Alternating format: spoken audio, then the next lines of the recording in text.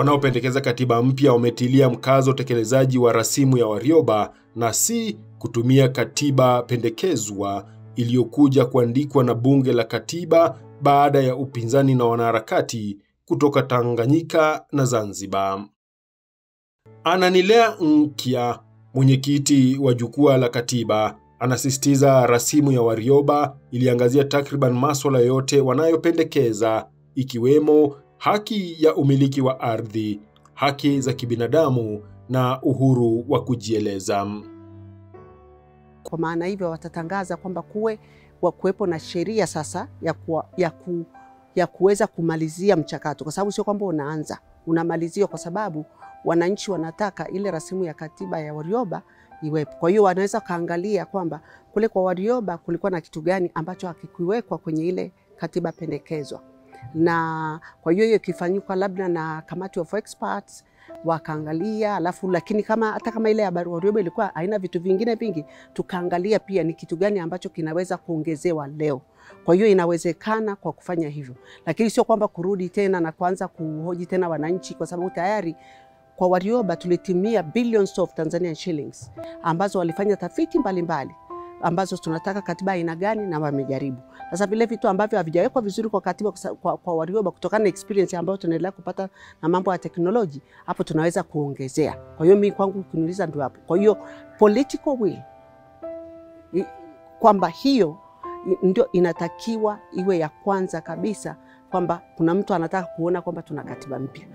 Mambo ambayo angeweza kuboreshwa katika ile rasimu ni kuhakikisha kwamba vile ambavyo tayari vimewekwa vinawekewa mikazo ya jinsi ambavyo haviwezi kuchezewa.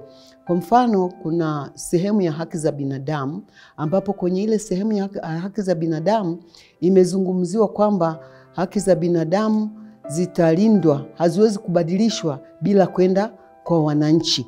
Ile ni jambo zuri, lakini sasa vile vyombo ambavyo vya kuilinda hiyo haki za binadamu na vyenyewe vilitakiwa viwekewe mkazo kwamba visije vikachezewa, vipatiwe uwezo wa kufanya kazi yake vizuri. Kwa mfano, tume ya haki za binadamu iwe ni tume ambayo kwanza inapata fedha zake moja kwa moja, haitegemei wizara, lakini pia wale jinsi wanavyochaguliwa, wachaguliwa kwa jinsi ambavyo hawatakuwa wanamwangalia yule aliyowachagua, wanaiangalia katiba na wanaangalia wananchi wa nchi. Kwa hiyo ni vitu kama hivyo ambavyo vikiweza kuboreka vinaweza kuifanya ile katiba ikawa ni nzuri zaidi.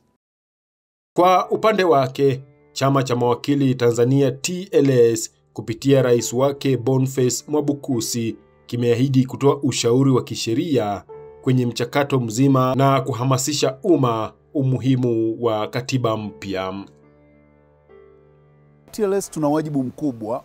Kwanza tuna wajibu kwa umma, tuna wajibu kwa serikali katika kushauri masuala mbalimbali ya kisheria. Na kwa mwaka unaoanza, moja ya mikakati yetu ni kulileta swala la katiba. Watanzania waanze kuzungumza kuhusu katiba yao, utaratibu wa kupata katiba yao.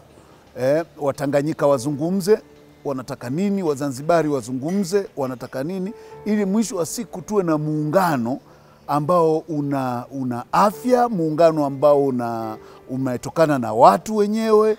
Lazima mwananchi aweze kuona sura ya Tanganyika itakuwaje, sura ya Zanzibar itakuwaje, sura ya Jamhuri ya Muungano itakuwaje, ili kuweza kujaza na kuimarisha muungano wetu kwa namna ambayo itatuleta pamoja, lakini tutakuwa na muungano unaotokana na uhiari na mawazo na mchango wa Watanganyika, wa Wazanzibari na Watanzania, ili tuwe na taifa moja lenye umoja ulio kamili ambao unaridhaa kutoka kwa watu. Mashirika ya kidini pia yameahidi kutoa elimu na hamasisho wa waumini wake umuhimu wa kuwa na katiba inayokubalika na wananchi wote. Na tunaona sana mahitaji ya mwanadamu huyu aliyekamilika, anahitaji utawala bora. Na ili utawala bora upatikane, unahitaji taratibu, na taratibu za utawala bora lazima ziwe za kikatiba. Na kwa hiyo katiba kwetu kama kanisa, maana yake ni kwamba ni matakwa ya wananchi wanavyotaka kutawaliwa. Katiba si matakwa ya watawala wanavyotaka kutawala, ni matakwa ya wananchi wanavyotaka wao watawaliwe. Kwa hiyo jukumu la kanisa ni wahamasisha wananchi wahakikishe kwamba matakwa yao yanakuwemo ndani ya katiba jinsi wanavyotaka kutawaliwa.